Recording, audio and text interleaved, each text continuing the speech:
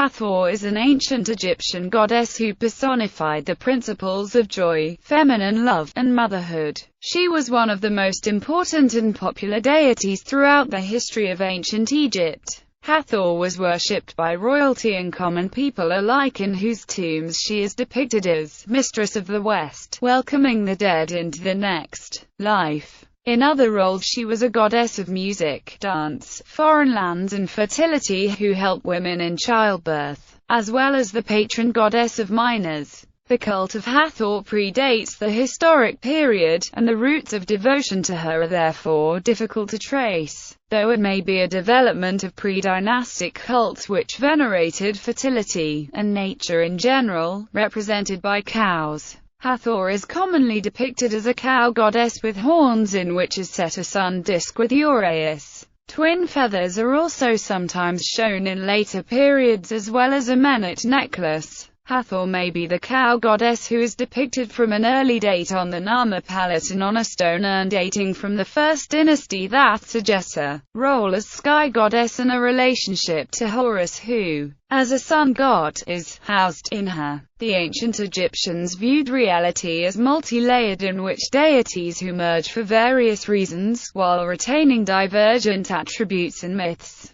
were not seen as contradictory, but complementary. In a complicated relationship, Hathor is at times the mother, daughter and wife of Ra and, like Isis, is at times described as the mother of Horus, and associated with Bast. The cult of Osiris promised eternal life to those deemed morally worthy. Originally the justified dead, male or female, became an Osiris, but by early Roman times females became identified with Hathor and men with Osiris. The ancient Greeks sometimes identified Hathor with the goddess Aphrodite, while in Roman mythology she corresponds to Venus. Early depictions. Hathor is ambiguously depicted until the 4th dynasty. In the historical era, Hathor is shown using the imagery of a cow deity. Artifacts from pre-dynastic times depict cow deities using the same symbolism as used in later times for Hathor, and Egyptologists speculate that these deities may be one and the same or precursors to Hathor.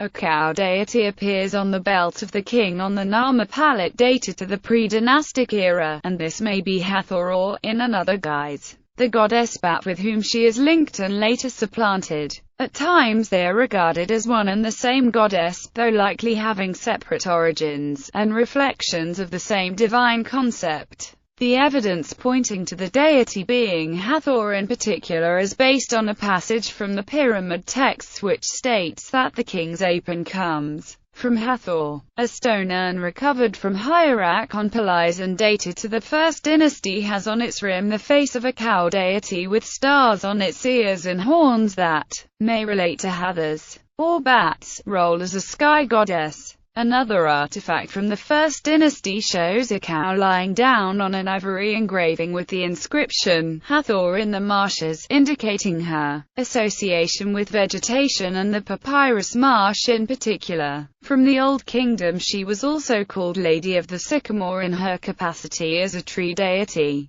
Relationships, associations, images, and symbols. Hathor had a complex relationship with Ra. At times she is the Eye of Ra and considered his daughter, but she is also considered Ra's mother. She absorbed this role from another cow goddess, Mhtwrt, who was the mother of Ra in a creation myth and carried him between her horns. As a mother she gave birth to Ra each morning on the eastern horizon, and as wife she conceives through union with him each day. Hathor, along with the goddess Nut, was associated with the Milky Way during the 3rd millennium BC, when, during the fall and spring equinoxes, it aligned over and touched the earth where the sun rose and fell. The 4 legs of the celestial cow represented Nut or Hathor could, in one account, be seen as the pillars on which the sky was supported, with the stars on their bellies constituting the Milky Way on which the solar bark of Ra, representing the sun, sailed. The Milky Way was seen as a waterway in the heavens, sailed upon by both the sun deity and the moon, leading the ancient Egyptians to describe it as the Nile in the sky. Due to this, and the name Matert, she was identified as responsible for the yearly inundation of the Nile. Another consequence of this name is that she was seen as a herald of imminent birth, as when the amniotic sac breaks and floods its waters, it is a medical indicator that the child is due to be born extremely soon. Another interpretation of the Milky Way was that it was the primal snake, Wadjet, the protector of Egypt, who was closely associated with Hathor and other early deities among the various aspects of the Great Mother Goddess, including Mut and Nornet. Hathor also was favored as a protector in desert regions, as Serabit el-Kadam was where turquoise was mined. Hathor's titles included Lady of Turquoise, Mistress of Turquoise, and Lady of Turquoise Country. Hathor's identity as a cow, perhaps depicted as such on the Nama palette, meant that she became identified with another ancient cow goddess of fertility, Bat. It still remains an unanswered question amongst Egyptologists as to why Bat survived as an independent goddess for so long. Bat was, in some respects, connected to the Ba, an aspect of the soul, and so Hathor gained an association with the afterlife. It was said that, with her motherly character, Hathor greeted the souls of the dead in Duat, and proffered them with refreshments of food and drink. She also was described sometimes as mistress of the necropolis. The assimilation of Bat, who was associated with the sistrum, a musical instrument, brought with it an association with music. In this later form, Hathor's cult became centered in Dendera in Upper Egypt, and it was led by priestesses and priests who also were dancers, singers and other entertainers. Hathor also became associated with the menet, the turquoise musical necklace often worn by women. A hymn to Hathor says, "Thou art the mistress of jubilation, the queen of the dance, the mistress of music, the queen of the harp playing, the lady of the choral dance, the queen of wreath-weaving, the mistress of inebriety without end." Essentially, Hathor had become a goddess of joy, and so she was deeply loved by the general population, and truly revered by women, who aspired to embody her multifaceted role as wife, mother, and lover. In this capacity, she gained the titles of Lady of the House of Jubilation, and the one who fills the sanctuary with joy. The worship of Hathor was so popular that more festivals were dedicated to her honor than any other Egyptian deity,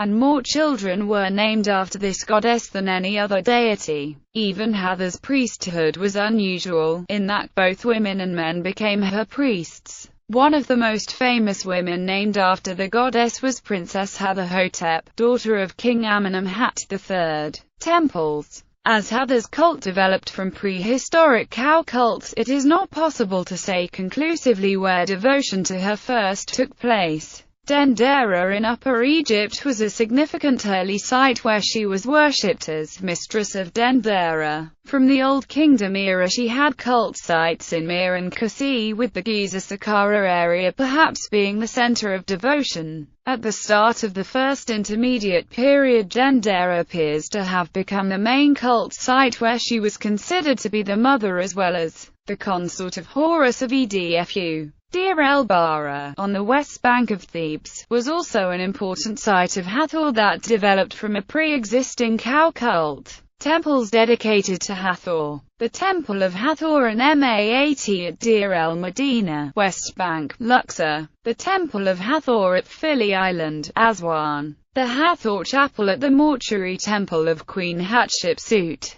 West Bank, Luxor. The Temple of Hathor at Timna Valley, Israel. Bloodthirsty warrior. The Middle Kingdom was founded when Upper Egypt's pharaoh, Mentuhotep II, took control over Lower Egypt, which had become independent during the First Intermediate Period, by force. This unification had been achieved by a brutal war that was to last some 28 years with many casualties, but when it ceased, calm returned, and the reign of the next pharaoh, Mentuhotep III, was peaceful, and Egypt once again became prosperous. A tale, from the perspective of Lower Egypt, developed around this experience of protracted war. In the tale following the war, Ra was no longer respected by the people and they ceased to obey his authority. The myth states that Ra communicated through Hathor's third eye and told her that some people in the land were planning to assassinate him. Hathor was so angry that the people she had created would be audacious enough to plan that she became Sekhmet to destroy them. Hathor became bloodthirsty and the slaughter was great because she could not be stopped. As the slaughter continued, Ra saw the chaos down below and decided to stop the bloodthirsty Sekhmet. So he poured huge quantities of blood-colored beer on the ground to trick Sekhmet. She drank so much of it, thinking it to be blood, that she became drunk and returned to her former gentle self as Hathor. Hesat. In Egyptian mythology, Hesat was the manifestation of Hathor, the divine sky cow, in earthly form. Like Hathor, she was seen as the wife of Ra. Since she was the more earthly cow goddess, milk was said to be the beer of Hesat. As a dairy cow, Hesat was seen as the wet nurse of the other gods, the one who creates all nourishment. Thus she was pictured as a divine white cow, carrying a tray of food on her horns, with milk flowing from her udders. In this earthly form, she was dualistically said to be the mother of Anubis, the god of the dead, since it is she, as nourisher, that brings life, and Anubis, as death, that takes it. Since Ra's earthly manifestation was the Nevis bull, the three of Anubis as son, the Nevis as father, and Hesat as mother, were identified as a family triad, and worshipped as such.